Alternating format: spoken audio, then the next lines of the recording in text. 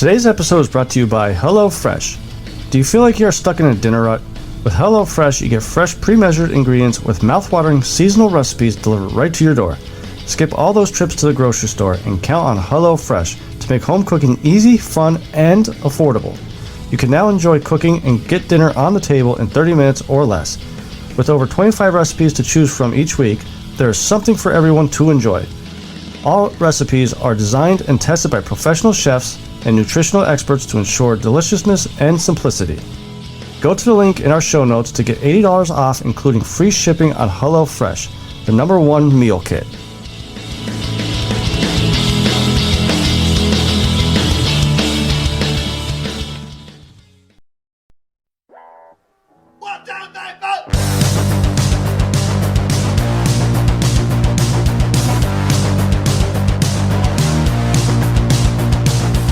You heard the rest. Now here's the best. Stay Tuned Sports Podcast. And hello there, all you Stay Tuners. Welcome back to another episode of Stay Tuned Sports. It's your good friend Jimbo here, back again after a up and down weekend. Quite interesting, at least for me. Notre Dame and Philly just playing like crap. Plus, I felt like crap Saturday. I don't know what happened to me. I don't know if it was a stomach bug going around or something, but definitely was not feeling myself at all. But the one thing that was nice about this past weekend was Friday night. Kicked off the second season of the Stay Tuned Sports Truck Series with the NSRA League at Daytona. And interesting race. Pretty fun race to watch. Obviously we'll be diving into that race shortly here, as well as, like I said, the Eagles and Notre Dame played. Plus, we're going to talk a little Deshaun Watson debate here. And we have a new segment that we're going to introduce and see how it goes.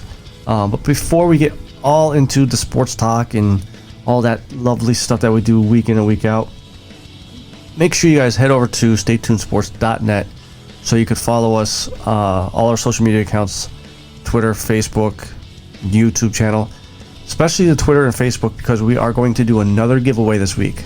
Okay, I'll announce a little bit later on what the giveaway is going to be, how to do it, but you're going to have to pay attention to Twitter and Facebook.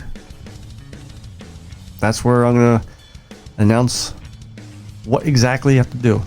So, also head over to www.buymeacoffee.com/stsports if you want to help support the show. That way, you can buy me a beer / coffee, whatever it's called. I mean, I have it set up to be a beer because it's football season.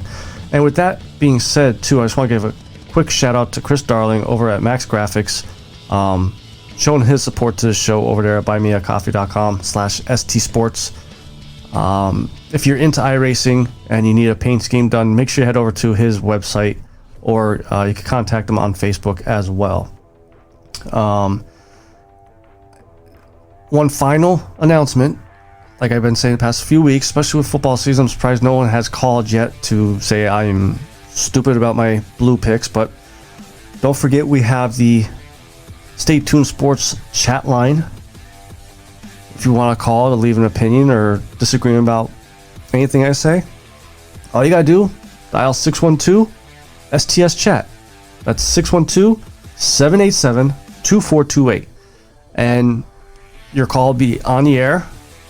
I'll have a rebuttal or a thank you, depending on what you say about me or about anything about my takes here. So, like I said at the top of the show, Truck Series kicked off this past Friday at Daytona. A lot of new faces this upcoming season because some of the rule changes happened this off season. The winner from last year, Andrew Himmelman, is not racing this series this season. James Lorello left, as well as JT Poole. A lot of the good racers, hopefully they're going on to bigger and better things because they are pretty good racers, themselves. But no need to worry. There is a STS truck out there. We were able to get in contact with Matt Cherry, and we worked it out that he's going to drive around the Stay Tuned Sports truck this season, and he had a pretty good race. He was up there, the head of the pack, pretty much the whole race. He was top 5 or so the whole race. Led a couple laps, and he ended up finishing in 3rd, which is also kind of funny because he also races Thursday nights in the cars, and he won that race with the help of one of the original Stay Tuned Sports drivers, Josh Sobel. So he was able to keep that momentum going, and to finish 3rd, considering he got spun out a couple times. There was a late wreck late in the race, kind of got caught up into. The one thing I don't know, I mean, me personally, I'm happy that he came in 3rd. He was able to, trying to think of the word. It's been a long day, but no, he was able to, come up in 3rd, be up on the podium there, give his shout outs and all that stuff. But he was only able to do that because the 74 actually, on the last lap, when the caution happened, he passed a car for position before the start finish line, and he was deemed a black flag, which he never came down and served it. So Matt Cherry bumped up to 3rd because the 74 car was disqualified. But Matt Cherry wasn't the only racer out there. I mean, Chris Darling out there, looks like he's picking up where he left off kind of last year. Got caught up in some, most of the wrecks there. But he, another one, had a good night on, I believe it was Monday this past week. For the most part, beginning of the race, there was a lot of green flag laps, until it was time to race, and then there was, a lot of pushing and shoving going on. But as far as the winner, Jordan Scheffler won the race, and I'll tell you what, it was a close, it was a photo finish ending, because he ended up winning, coming in first by 0.023 seconds. I mean, that's one of the closest finishes I've seen these guys do on a Friday night. But like I said, I mean, that just shows you how hard these guys are racing. And that wasn't just one lap. I mean, the whole race was fun to watch. It was good to see them back out on the track there. And I can't wait till this coming week. I think they're at Atlanta Motor Speedway. I forgot to write it down, but I think that's where they're at. Make sure you guys head over there Friday nights, 9 p.m. over at 3Y TV. Make sure you guys subscribe to the 3Y TV too. I believe they're like 13 or 14 subscribers away from 1,000 subscribers. Peter Short and Drew Eisman, I don't care who you tell me is the best commentators out there. These two are the best commentators out there. They're fun. They make it fun. They do little polls during the chats, make the chat room fun to be around. So make sure you come over to YouTube, 3Y TV, Friday nights, 9 p.m. for the Stay Tuned Sports Truck Series.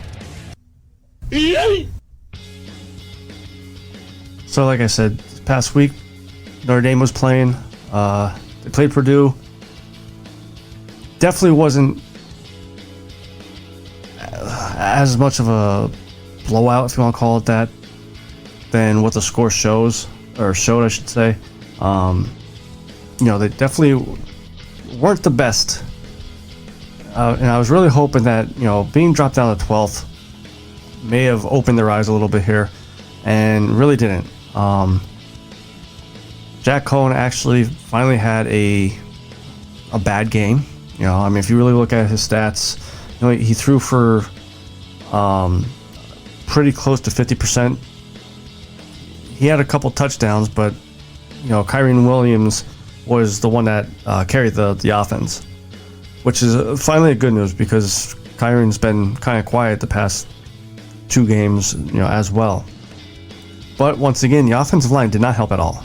Okay, Cohn got sacked 4 times, and that's going to get in your head. So I'm not surprised that Cohn didn't have the best game.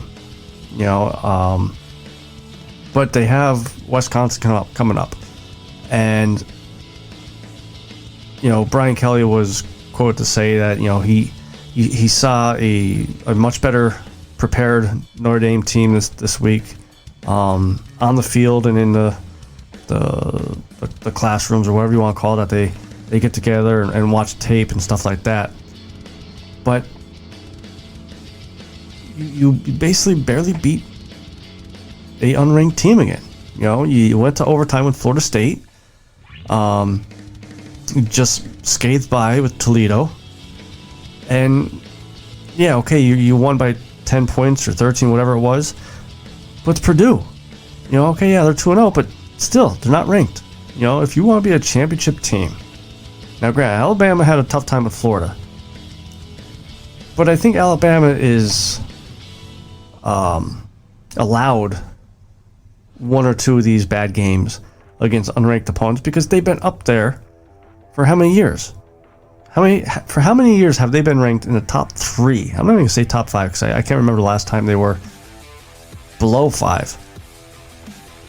Notre Dame every year start off right around 8, 9, ranked, and they just kind of go through their season, and they barely squeak into the playoffs. Well, I'll tell you what,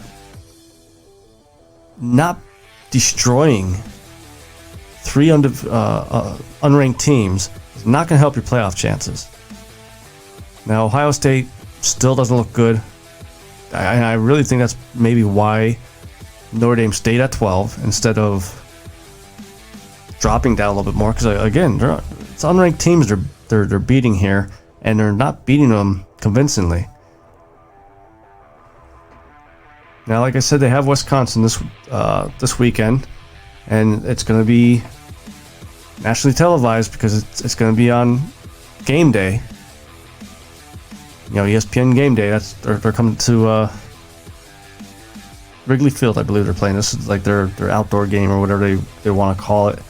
The only way I could see them beating Wisconsin, because I really think if Notre Dame plays how they played the past 3 games, we are going to get manhandled by Wisconsin. The only way I could see us pulling out a win here is we need another game like Williams had this past weekend. He had 83 yards receiving and I think pretty close to 100 yards rushing. We need to get that ground game going, which also goes in hand. We got to get that offensive line going. We cannot be giving up 4 sacks a game and expect Cohn to be okay and have a good game. And Cohn's the next point I want to bring up. He's going up against his former team, so he has a little bit of a chip on his shoulder. I expect a big game from him. And I think it's going to come down to Cohn. If it's a close game, can he handle the pressure? Not only you're finally going up against a ranked team, but you're playing your former team that didn't want you to start, that was going to make you a backup. If they could pull out a win here, even if it's 3 points, I would be ecstatic. And hopefully they would be able to build off that going forward, because after Wisconsin, they got 2 more ranked opponents. I mean, this is the season. This early on, I can't believe I'm saying it, but this is the season.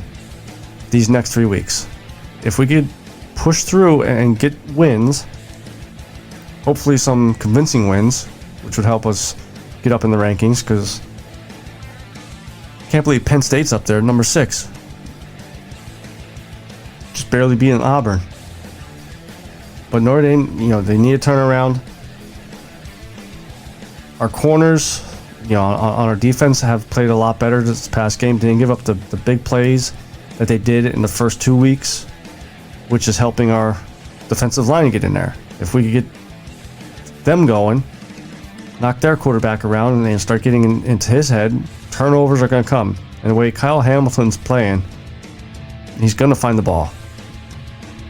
I know the first week, I believe it was, the one, maybe it was Drew Brees said it, Hamilton is a top 5 draft pick and possibly a Heisman winner. It's tough for a defensive player to win the Heisman. So, I mean, if he wants to win the Heisman, he's really got to step it up. And I think on top of the defensive line, how well he plays is how well that defense will play.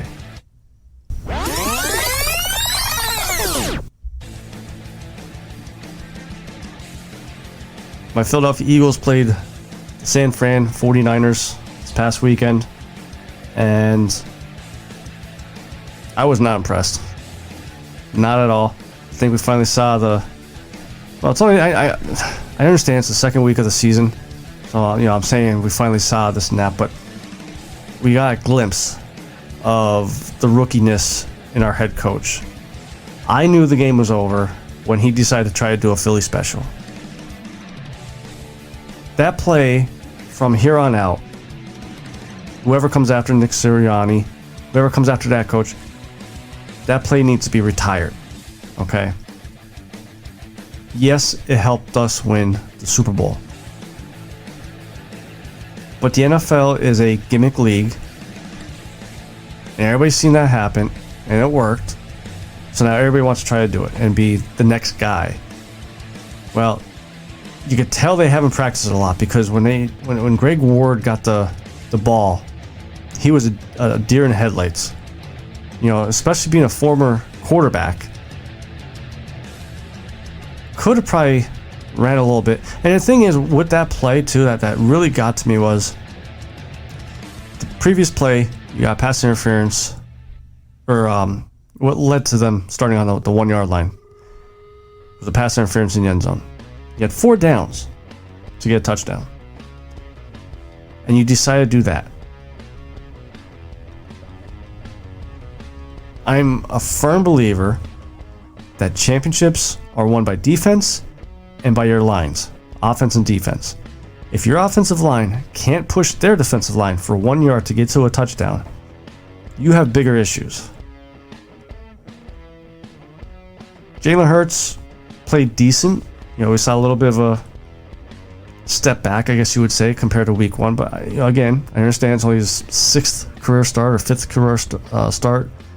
I mean, he basically passed for 50%, only passed for 190 yards, and 91 of those yards were on one play. Even that, just to show you how the game went, how can you get 91 yards on one pass play and not get anything? By halftime, it should have been 14-7, not 7-3. But offense just kept missing opportunities. Miles Sanders was going, but he can't do it all.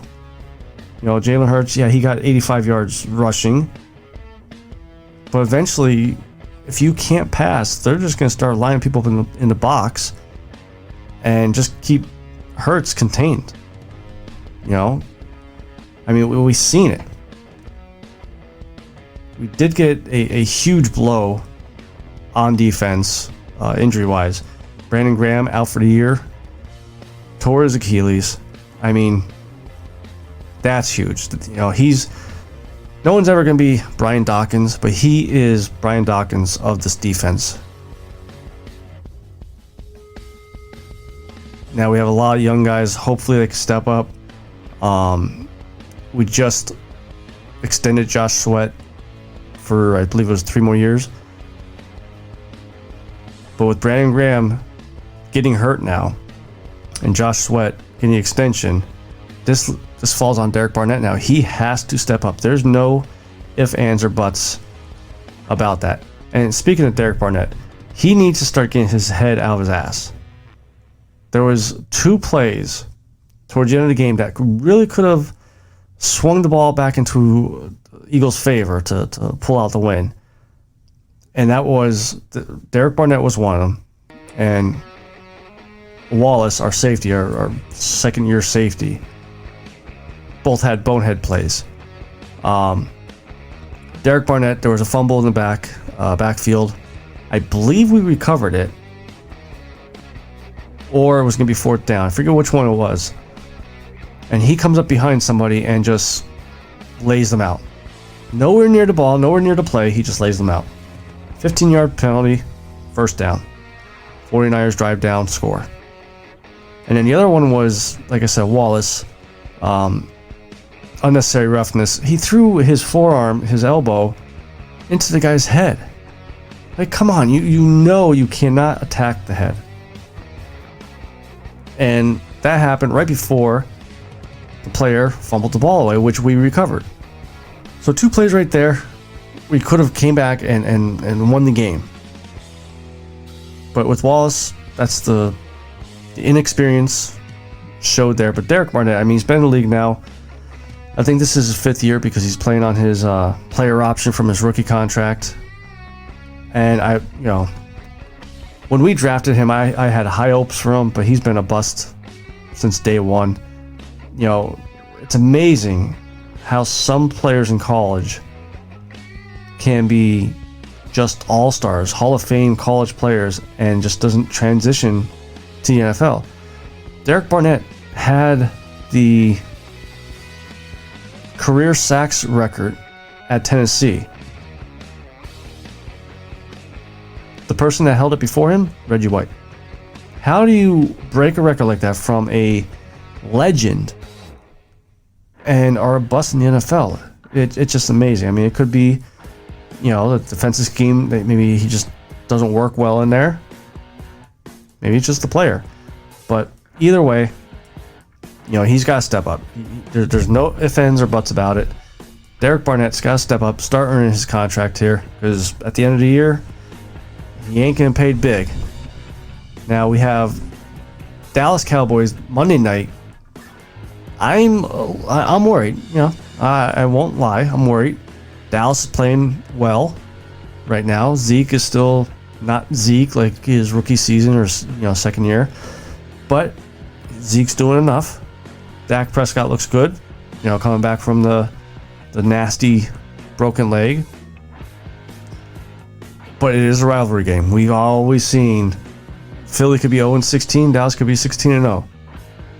These games are always decided within 3 points, no matter what. And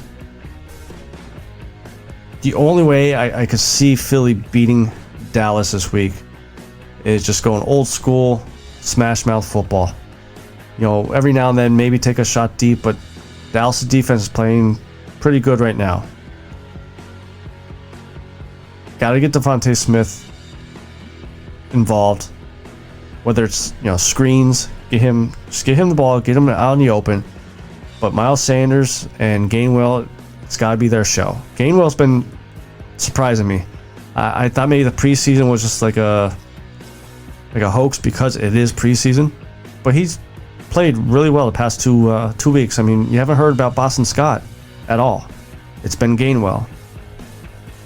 Defensively, just got to keep those big plays in check. And again, Derek Barnett, got to play better. If we could get that defensive line going, keep containment and hit Prescott a couple times, I think we could keep that offense in check. Not sure if we're going to win, but it's a rivalry game. Like I said, I think it's definitely going to be within 3 points of each other. A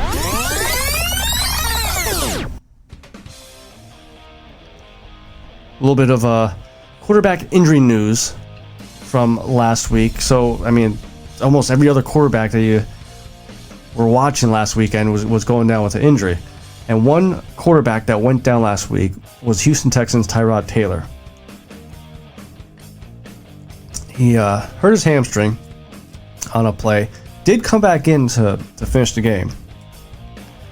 Or I think he wanted to come back in, and the coach told him, listen, not going to do it. you're here for the long haul, I'm going to put the rookie in there. Rookie came in, didn't play that well. Texans lose.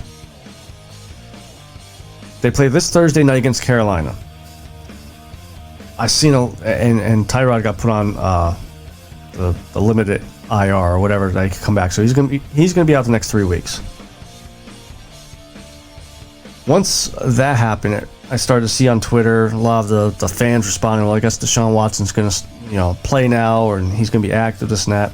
Not so fast. GM of the Texans came out and said he will not be active for a short week. We're gonna go with Mills, the rookie. Let's see what he has. And you know what? Smart move. I know a lot of people don't agree with it. Why pay a guy $39 million to sit on the bench? He's getting the better hand of it. I mean, maybe. He's not getting out there smashed around. And he's making $39 million a year, whatever that breaks down to a game. But here's the thing. It's early on in the season. It's only the second week. This is only going to be the third game of the season. It's not like week 13, week 14 where, they need a make-or-break game to get into the playoffs. You look at the division right now, it's basically the NFC East. You got the Titans, who are 1-1, Colts 0-2, Jags 0-2, okay? Their next 3 games are the Panthers this week. I think it's like the Bills and Patriots are the next 3 games. After that, Tyrod should be able to come back. He's always shown he's a capable quarterback. Just been on the wrong end of the stick when it comes to injuries. Which, a little side note, it's kind of funny. They said past 2 times he was replaced by a rookie quarterback, due to injury, was Baker Mayfield and the Chargers kid, Herbert, or whatever his name is. They went on to hold on to the job. Now, this kid, if last week's game is any indication, Tyrod Taylor has nothing to worry about. But in a division where the Colts suck, it's still showing Wentz is injury prone. Jaguars aren't going nowhere. Maybe the Titans can, get the ball rolling now after their first week loss. But even if they go 1-4, they still have yet to play the Titans, twice. They basically still have yet to play their division. And obviously, if you win the division, you get a playoff spot. And it's the right move to hold Deshaun out, because you put him in there against the Panthers this week, and he gets hurt. Bye-bye your 6, draft picks, your 6 players that you want, and Deshaun's still getting his $39 million, whether you wanted to or not. Now, if this was week 13, 14, okay, then I would be like, what? Maybe it's time to stop playing games here and stop trying to stick to Deshaun Watson and try to win, because you finally have a team that may be competent, unlike the past few seasons. So I like the move here. Even though it's very costly, salary-wise, it's not a bad move to do, because, again, you're going to get... If there's one thing Howie Roseman showed with the whole Carson Wentz trade, if Howie Roseman could get a second-round draft pick, potentially be a first-round draft pick, depending on how much Wentz plays, Watson can easily get 2 first-round draft picks and maybe a second or a player. You're not going to get your 6 first-round draft picks or your 6 players that you're talking or whatever, but you're going to get more than 2 first-round draft picks. And gambling week 3 to put him in there to try to go 2-1, that's not a smart move. They're playing it right here. And I think it's going to work out where you're never going to see Watson play a game. As long as Taylor stays healthy after he comes back from this injury, you're never going to see Watson play a game in Houston again.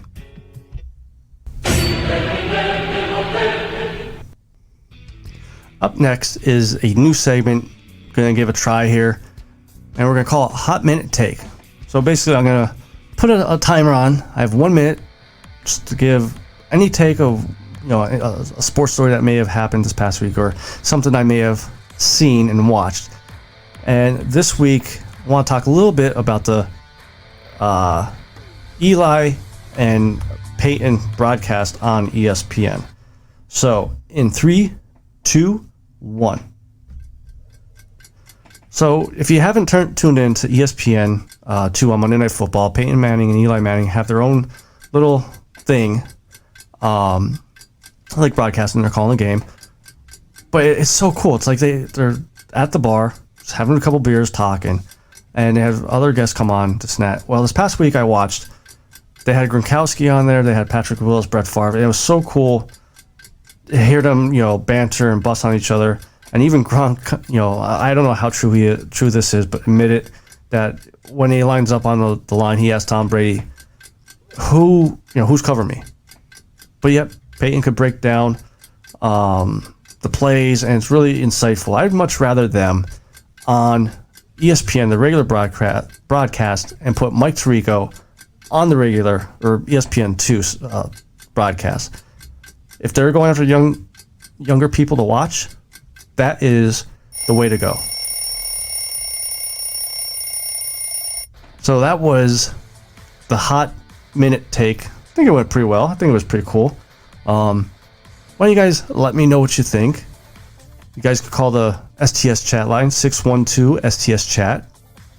Let me know. If you don't like it, maybe I'll just exit completely off the show. So 2 other topics just want to talk on real quick is our blue picks of the week. 4th and 5. Jones steps up, takes off, he's in! Touchdown! 3rd down and 3. Jackson has all day, looking deep for Hollywood Brown again. He's got it!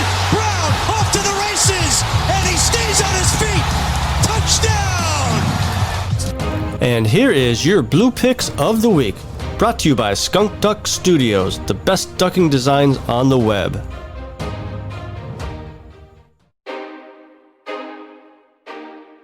That's right. So last week, I think I did fairly well with my blue picks. Just kind of recap week 2 of my blue picks. My blowout, I had the Broncos winning over the Jaguars. They ended up winning that. My lock was Cardinals over the Vikings. Cardinals got lucky. So, I'll take the win there, Last second field goal, Minnesota missed. They must be cursed by kickers. And then I had the Raiders over the Steelers, with the Raiders always starting, kind of fast every season, but then just kind of fizzle out at the end of the season. So far on the season, I'm 4-2. Again, these are just, me joking around. Other than the Steelers-Bills week 1 was the only one I really bet on. I don't think I took any of these games. But for week 3 blue picks, for my blowout pick, I have the Carolina Panthers over the Texans. Carolina's giving 8. Like I said, if any indication of how Mills played when he came in for Taylor, it's not going to be good for him. It's going to be a long day for him. And Carolina, played really good defense last weekend. For my lock pick, I have Arizona over the Jaguars. Let's just face it, Jaguars are going nowhere anytime soon. Arizona's playing really hot right now, especially the offense. They're giving 7. I could see this being a lot more than that. And my upset pick, I have Washington over the Bills. Now, I understand Bills are favored a lot. I think they're like 7.5 or 7 points, something like that. And they're a very good team. Washington, with Fitzpatrick out, that's the thing. The wild card here is Heineke. If he could play well, like we know he could, they could pull this off. If they could keep Josh Allen contained, not running around and making plays, they could do this. And let's admit it. really haven't seen any upsets yet, like major upsets, and this would be a major upset. So to kind of recap, I got the Panthers over the Texans for my blowout, Arizona over the Jaguars for my lock, Washington over the Bills for my upset. Now, if you were listening at the beginning of the show, I said I'm going to do a giveaway, and in honor of the Philly-Dallas Monday night rivalry game, we're going to do another $25 Amazon gift card for Facebook and $25 Amazon gift card for Twitter.